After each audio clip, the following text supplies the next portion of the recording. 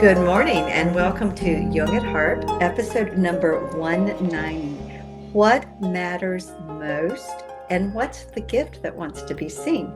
I am Kathleen Wiley, a Jungian psychoanalyst in North Carolina, and I am here with Deborah Henson-Conant, a composer, a mentor, a creative. We both play the harp, and that's why we call this Jung at Harp.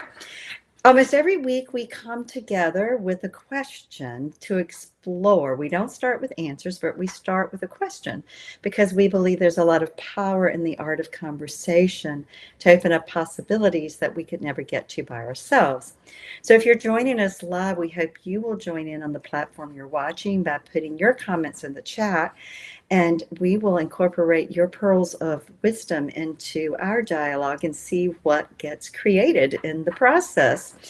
And just as a reminder, we are now on all of the podcast platforms. So if you prefer to listen instead of going to YouTube and watching the video, look us up on your favorite podcast app. So what matters most and what's the gift that wants to be seen? So DHC?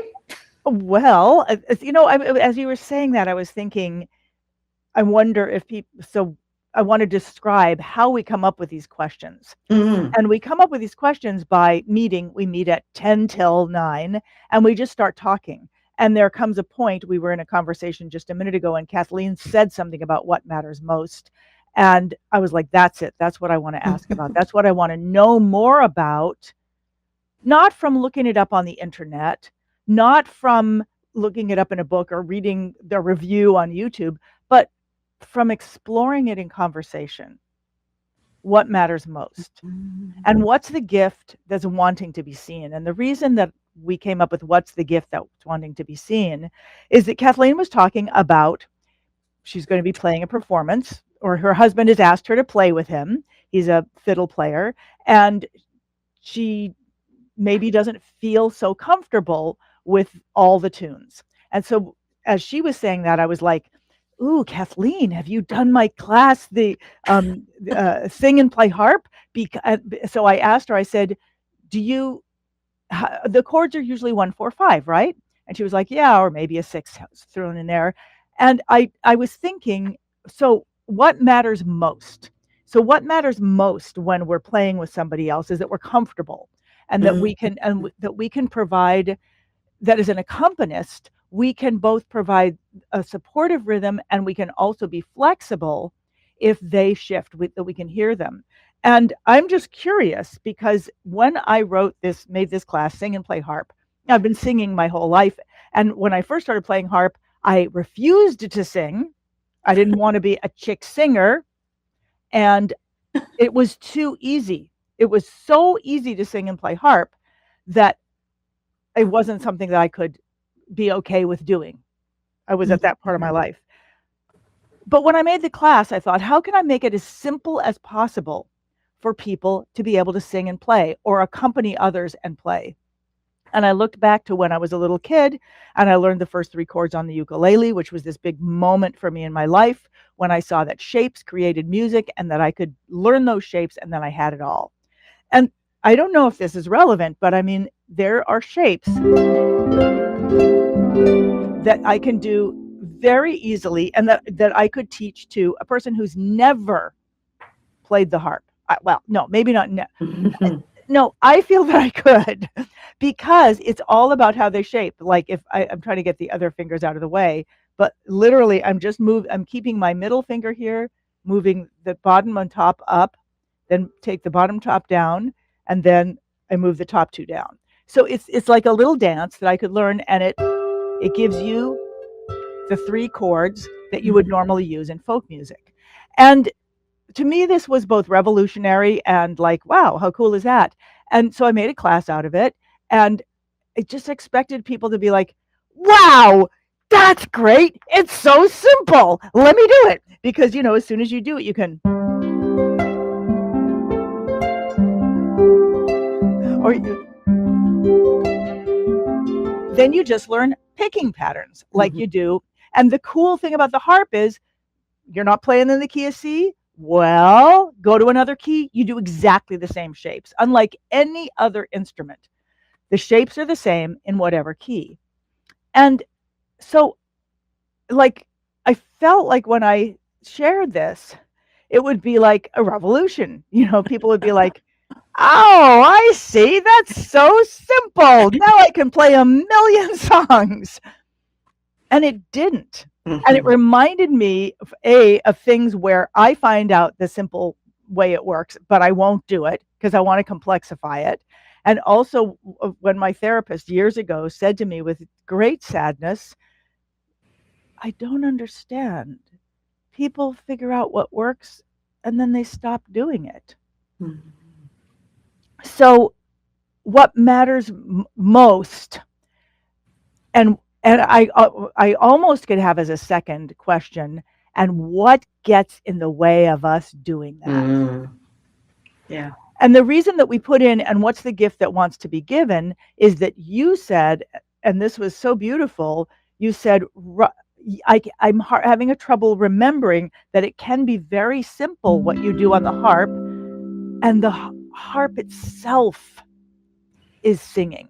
Yeah. We forget that this instrument is powerful, resonant, and has all this magic. It takes very little to set it going. So this is all in the context of me having anxiety attacks about my, what I am and am not completing of legacy projects, what's out there and what isn't out there. And Kathleen, when you said, well, what matters most, I thought, well,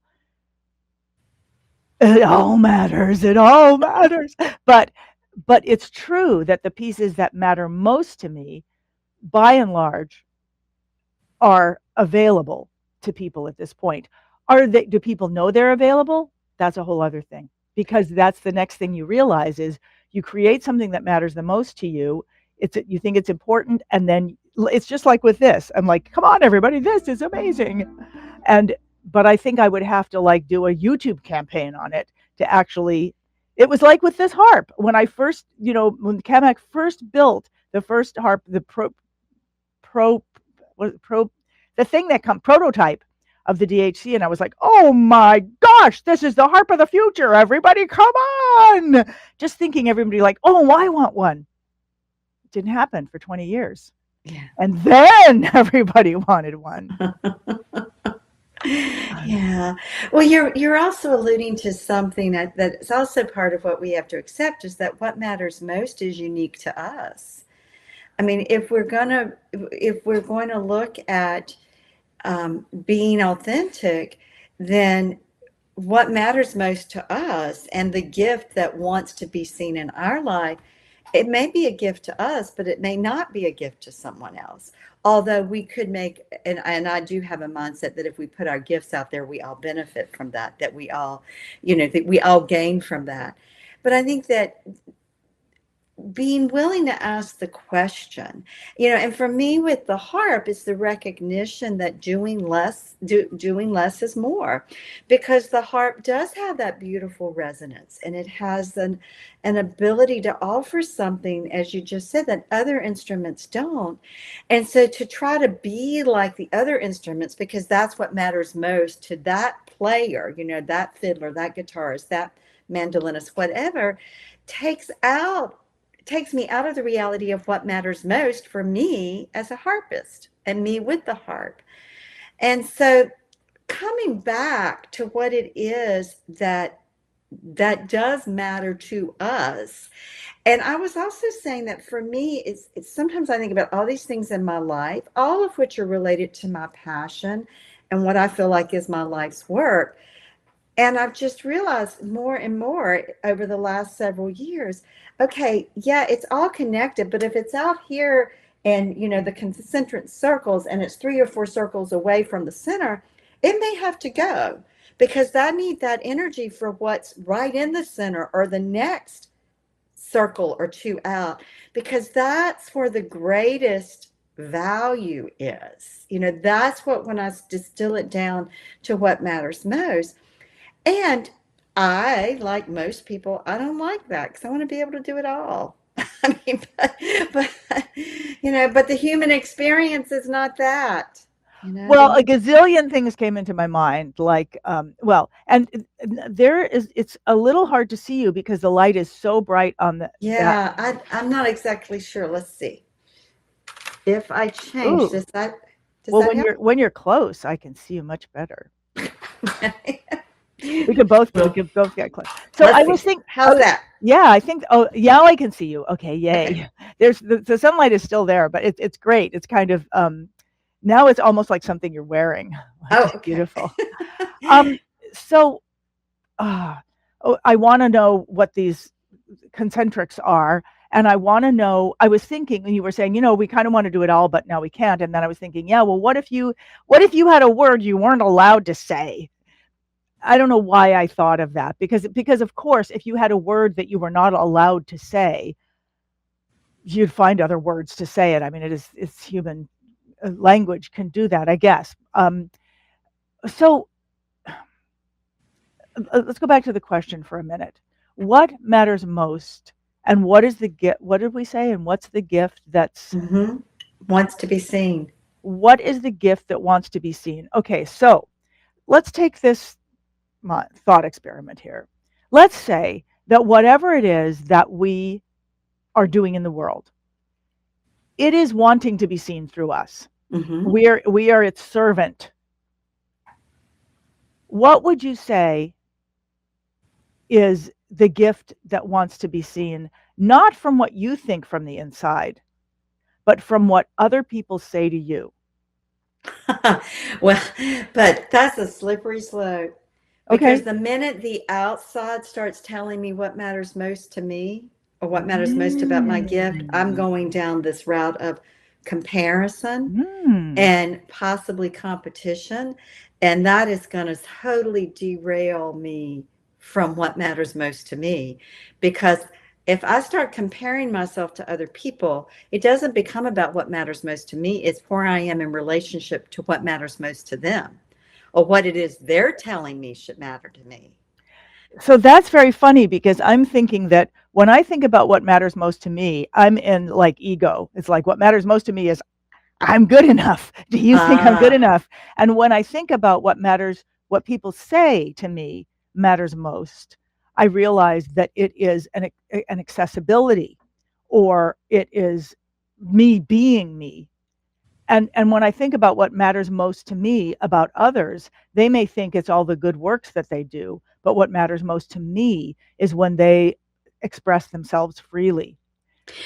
yeah. And I would say what matters most to me is the quality of their heart. And Uh-huh. and behind what they do, what they say, what they create is their heart. I'm gonna pull this up, Ron. Mm. It says okay, so it's okay. So this is interesting. Always great to hear, Miss Deborah. Inspires my creativity. Okay, so I'm hearing that the gift that wants to be seen or heard is something that inspires something in someone else. Well, that is one person's experience of I the see. gift you're offering. Now, Okay. maybe that's what matters most to you also, Hmm. but again, that's one person's gift, which I'm guessing is a gift a lot of Mm. people feel. I mean, So, I do so think of what we do as being in the inspirational category. right. So I think what I'm hearing you say, um, and I'm just gonna bring this up Yeah. because so and Ron is saying just celebrate. I'll listen to today a most wonderful song of yours I have not stopped listening to in the last 30 years.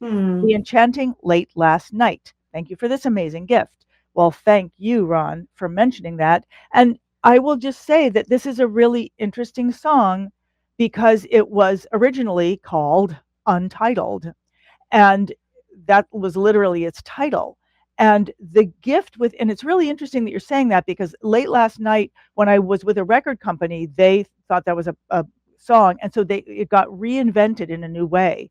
And yet the original version of it, which I don't know if it's out there in the world at all, but I think this is relevant to what we're saying, Hmm. is in the original when I recorded it with an incredible um, tongue drum player, and he started growling in the middle of the recording. And this growl was just, it had to do with his playing, but this growl was just such a beautiful part of this Mhm. thing, and it made me love this performance. And it's so interesting that this gift, if I take this what Ron Hall Kung Fu Bro is saying, then, and I say, and what's the gift that wants to be seen? It makes me think, I want to take that piece out. I want to take out the original version of it, and I want to share that version because it matters most. Wow. Mhm. And I'm hearing it matters most because it was from the heart. It was an experience in the moment that the drummer, he just allowed himself to go with it, to be Right. caught in to be caught by the music and to express his what was coming up, what was being evoked through him. So the authenticity of it, which is to me equates to heart, is what matters most for you in that. Right. Yeah. And what matters most is that he made the song his own. Yeah. And what matters most is that the song was incredibly simple in its form, Mhm. and I think it was in an odd meter. I don't know if I could play it.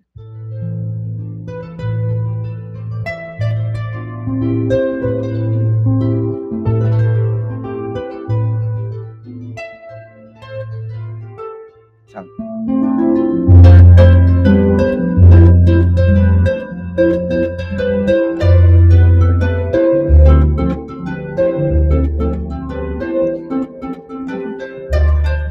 and then it went to a chord that doesn't exist on this harp, which I think was something like.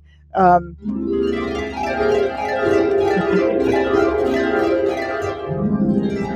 and then it just went back, and that was the whole thing. It was like an A.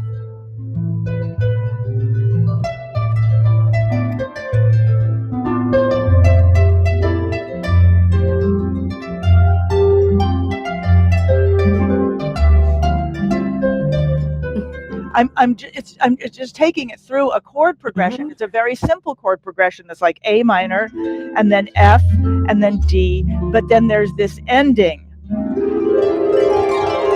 and then it comes back. Now it's really hard to do on this harp, not so hard to do on the other harp, but the gift of that song was that it was so simple. It was so simple, and it was open for so much. So I feel like in this conversation, somehow I think I'm going to get to something that I need to hear today. Um, but I'm curious, Kathleen. This song, the structure of this song is very, very simple. And I'm curious if that says anything to you about what you were thinking about in terms of playing with John.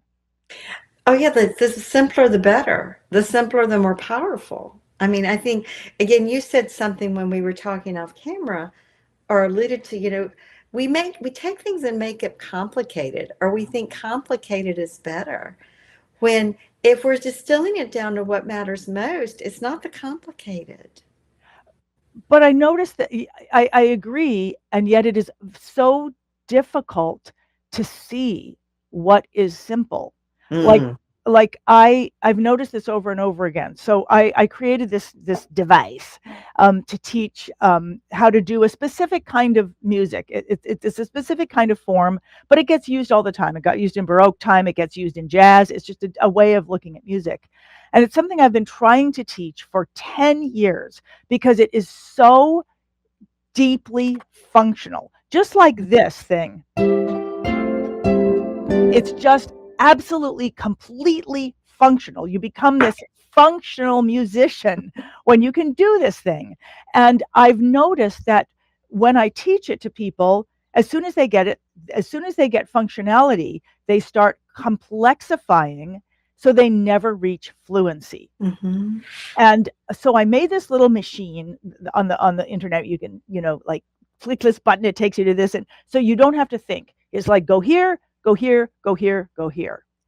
And there was someone who was I was in a class and I was showing it to her, and she said, okay, but how do I get fluent? I mean, do I play it and then do I try a different kind of thing with it? And And the way that people were using it was complexifying it. And Mhm. I actually had to teach how to non-complexify it. I said, no, here's how you don't complexify it. Here is how you get fluency Mhm. with this thing.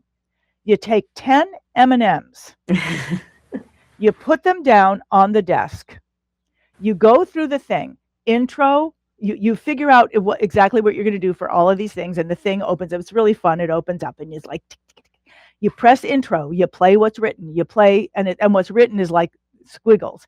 You play what's written, then you play theme. You play the theme you chose, which is really simple. Then you play exploration. You play the exploration. You hit click theme. You click theme. You click ending. You click ending. You eat the M&M. Okay, now you go back. You click this and do that. You click this and do that. You click this and do that. You click this and do that. You click this and do that, and you eat the M&M. It's the it's the it's as bizarre as it may sound. It is the non-thinking repetition Mhm. that will allow simplicity and and functionality to come in. And I'm saying non-thinking, but I think it's get your freaking head out of the way, you know, and so that the rest of you can actually engage. Humph. Well, what you've done with the machine is you've given the thinking function something to do.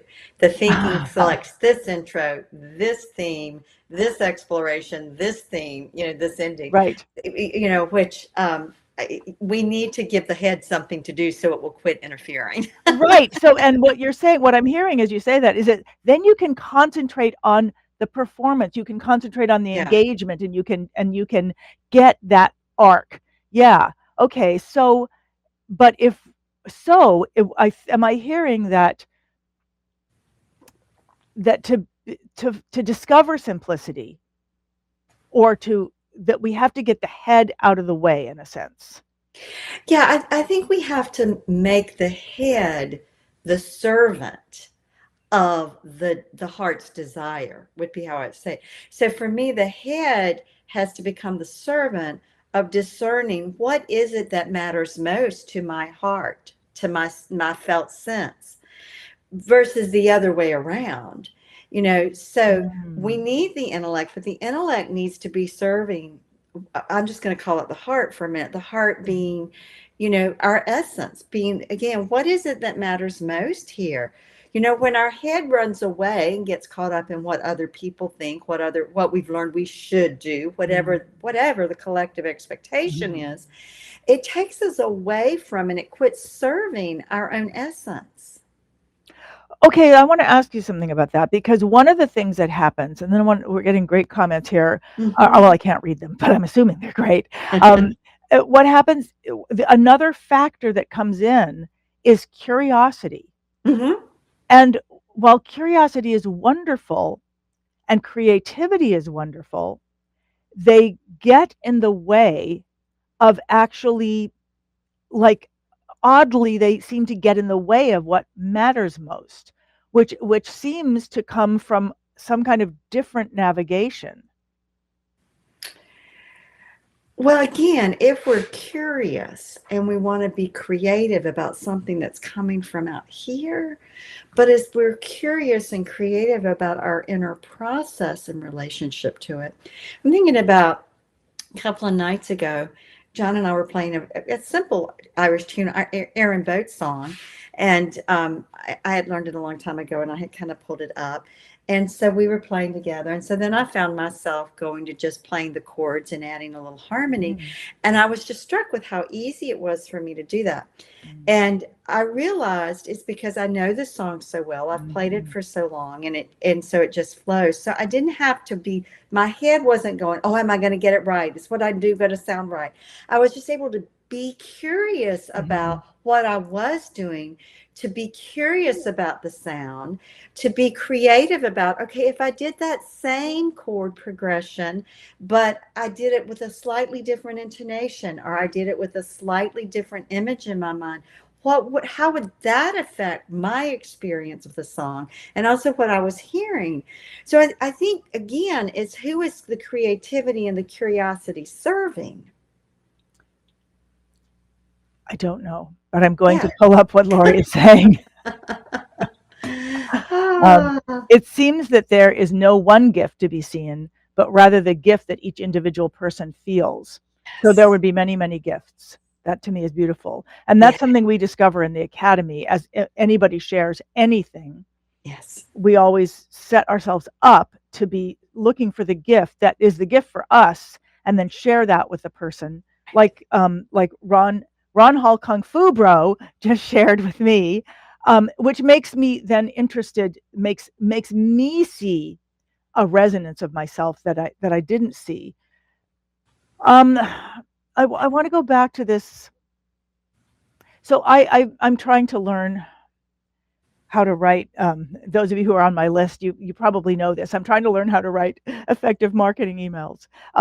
Ones that come from the heart, and this triggers a huge issue in me that I've had my whole life, which Mhm. is like I used to have to write thank you letters to my aunts for presents that I didn't ask for, and I didn't know how to. I just didn't know how to do it. I didn't Mhm. know how to I knew how to do creative writing, but I didn't know how to do writing that would be like was talking about a thing that they gave me or that I mean, and it's been a painful and difficult my whole life because it's a place where I am not self-expressed, and I see myself very much in the people in the academy. I can see their struggle in my struggle with this.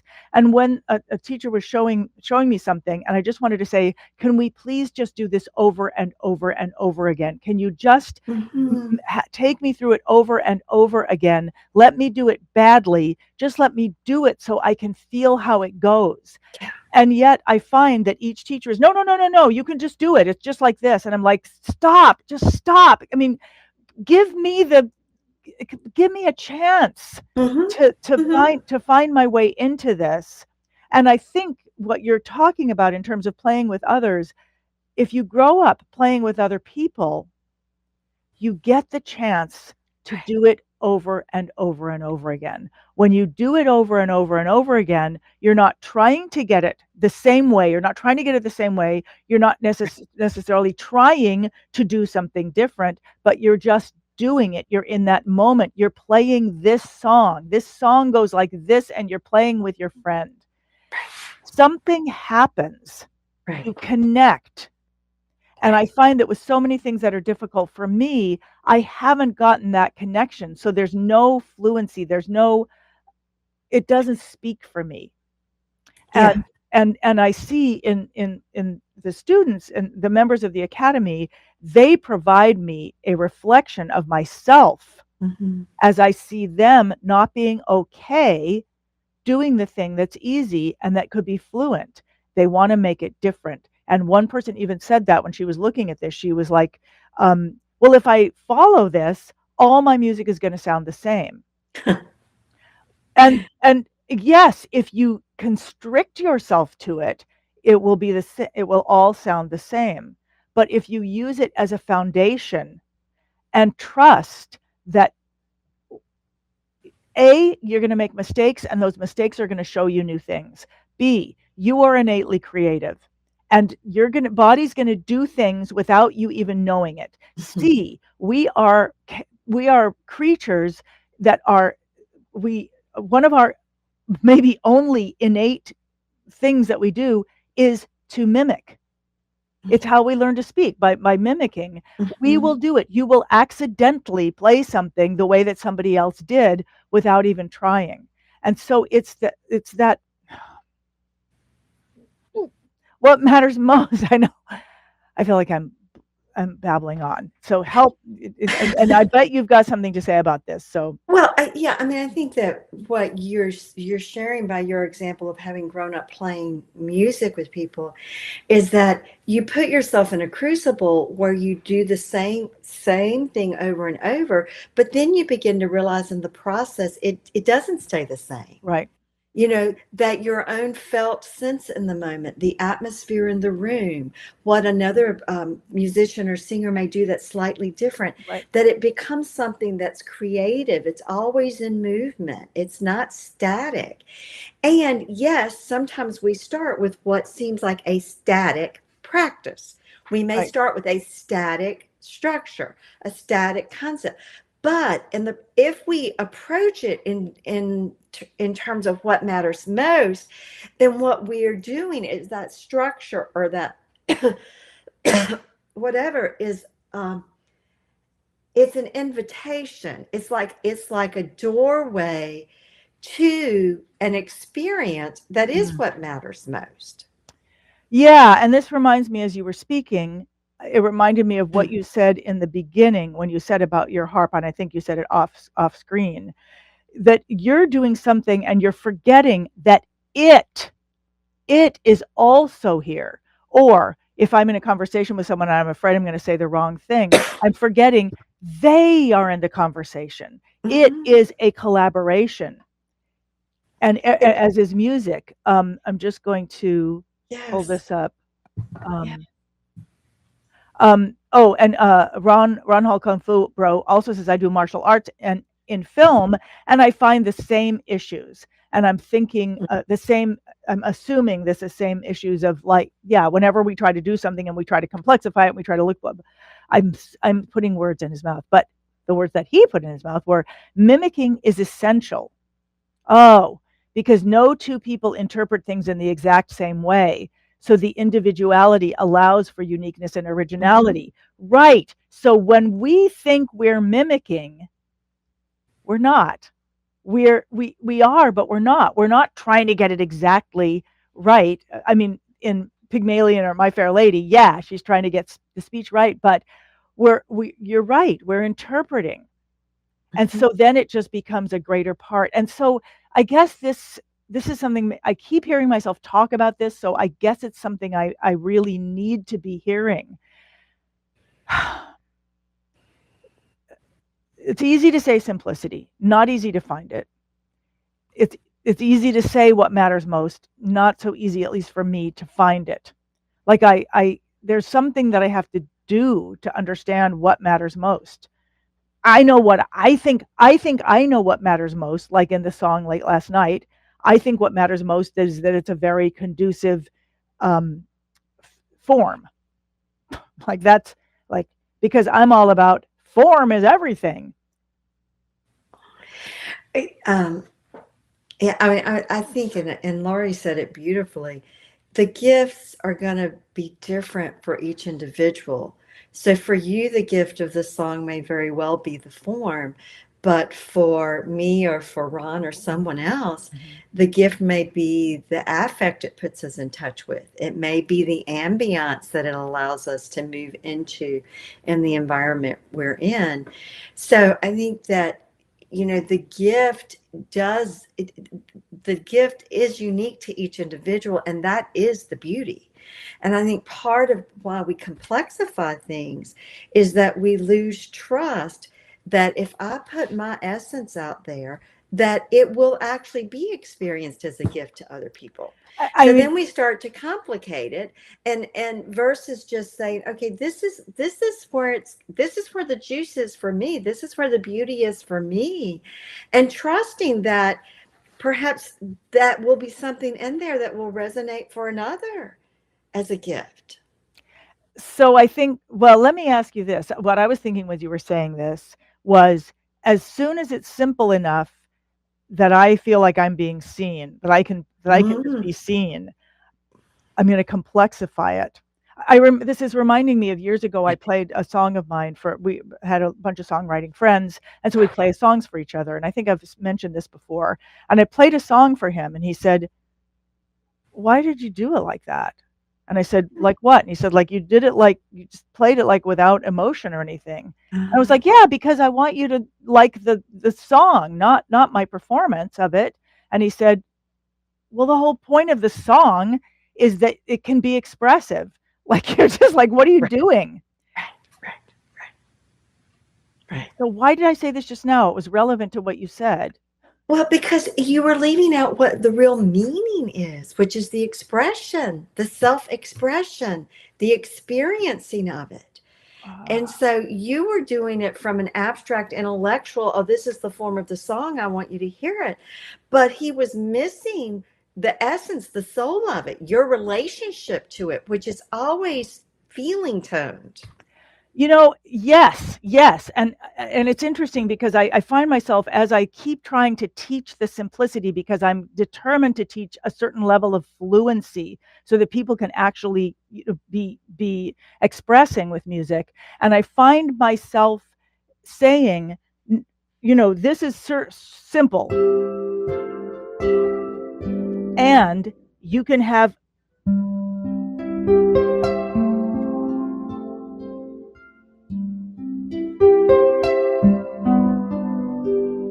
you can have complete expressivity at any, even with that. I mean, if you're just playing the notes, yeah, it's, but without doing anything different, I mean, I'm breaking it, which makes it even easier in some way. Even if I did it like that,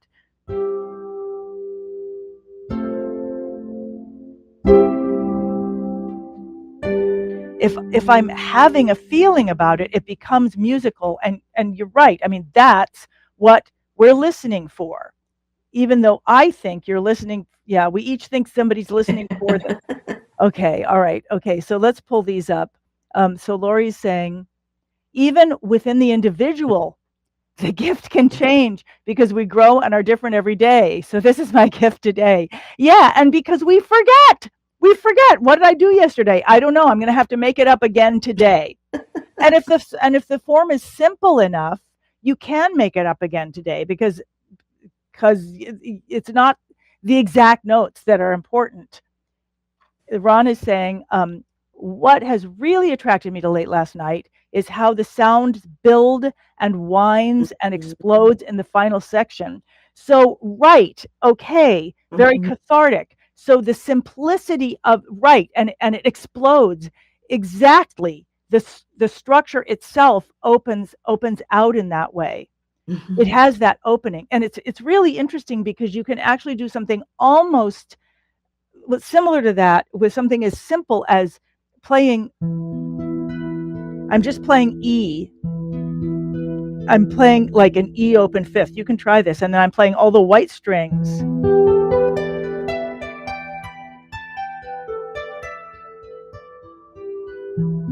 And then if I just go up one step,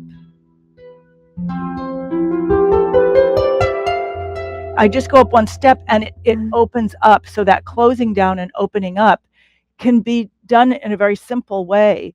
What are you thinking? I feel like I'm. I was just thinking about, again, the felt sense, that the felt sense is the gift comes through the experience, not an abstract intellectual understanding of it. I was also having this thought, and and this may be sacrilege to say, so I'm going to say it, is I don't think we can teach flow or fluency, but I think we can teach tools to support oneself and having the flow and fluency of their own nature. I mean, I'm thinking about how, you can't teach someone to be fluent. I can't teach someone to be in the flow of their own psyche, but I can teach them principles or tools or practices or structures that can hold them so they can relax into the flow of who they are, or they can experience the fluency that's within them. So I was having one of those kinds of, just a different angling of what you were saying, because I think that if my goal was to get, to teach people to be in the flow, and although I might say this is going to be a benefit of being in the embodiment circle, what I'm really doing, if I'm going to get more specific and technical, is I am teaching principles and practices and structures and attitudes that will invite you to feel and know that. It's kind of like in meditation. Meditation is not the visualization you do or the mantra you use. Meditation is the state of consciousness you get into as a result of that. So I was having that same reflection about fluency and flow. Yeah, that's great. I love that because as you said that, right, the fluency is what happens as a result. And as you were saying that, I was thinking there was a but in my head, which was, but you have, and this is probably not true, but meditating will help you get to that. Meditating will help you connect to that, right? I Yeah. mean, okay, all right. So right, so yes, going through this little machine that I made or whatever it is, toy, it will help you experience what fluency is. Yes. I see, Yes. I see, I It will see. help you experience. Yeah, That's the right, operative word here. right. Experiencing. Right. I'll pull this up. Very common in young people who choose to dismiss foundation as boring when it provides the basis for the Yeah. complexity as its anchor.